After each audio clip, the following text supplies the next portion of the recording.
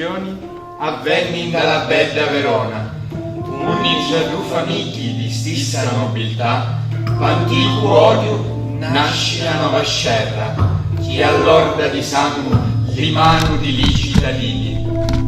Di sti nemici dicinnono i due amanti, che, venuti alla luce sotto una stidda contraria, dopo piatusi vicenni, con la sua morte, disciudero l'odio di parti. Li gemenni lotti di l'amore ditti, già la signato di la morte, la raggia angaiusa degli genituri, che finisce solo con la morte dei figli, sunno lo conto che la nostra scena vi offre. Si dà scudati con pazienza, la nostra fatica fa in modo di compensare a qualche mancanza.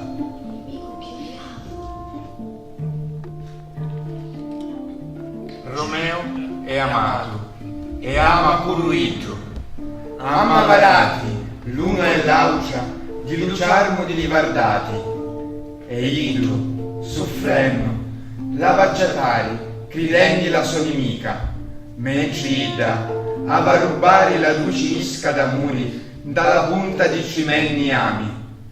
Ida, innamorata tanto quanto ad Ido, avvipicca cognituri di giovare sin da qualche loco con lo suo amante, ma la passione concede a Liggi la forza, lo tempo e i mezzi per potersi incontrare e consolare i peni paurosi e decisi.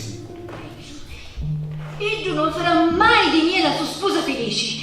Ma chi senso ha questa brescia? E io ho visto maritare mio uomo che prima delle nozze non mi ha mai parlato d'amore.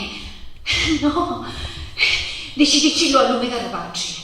Io di sposarmi non hai nulla voglia. Cheta, moglie mia, e fammi capire buono chi vuole dire Ida cu non mi vuole sapere. Allora puoi ringraziare. La scelta che facciamo per Ida non ce ne porta orgoglio? Orgogliosa della vostra scelta? No, ma riconoscenti sì, pace. Ma guardate chi c'è qua, quanto sufismo chi fa sta santarella. A chi vuoi sentire dire che sono orgogliosa e vi ringrazio, e dopo non vi ringrazio, e dopo ancora non sono orgogliosa. Bella figlia mia, tu senza ringraziare o non ringraziare, con orgoglio o senza orgoglio, prepara per giovedì prossimo i tuoi belli anni per intipare alla chiesa di San Pezzo, oppure ti trascino io sopra un cannizzo. E ora vattini, anemica carogna, fuori, scuffate e facci di sigo. Facci più buono, vi supplico a Dio chiara, ascoltatemi con pazienza, almeno sentite una parola. La corda Lucotto scinciti piuttosto, bagascia, ascoltami bene piuttosto. O tu vai in chiesa giovedì prossimo, oppure scompari davanti ad occhi me, per sempre.